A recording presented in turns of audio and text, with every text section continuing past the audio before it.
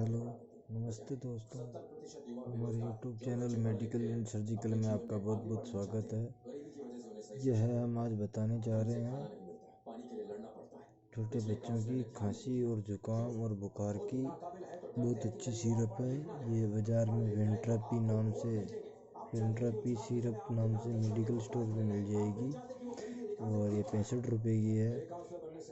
ये बहुत अच्छी सिरप है। इसको खांसी जुकाम के अंदर दिया जाता है। छोटे बच्चों को 3.5 ml दिन में 3 बार देनी है, जो इस पे भी लिख रखी है मैंने।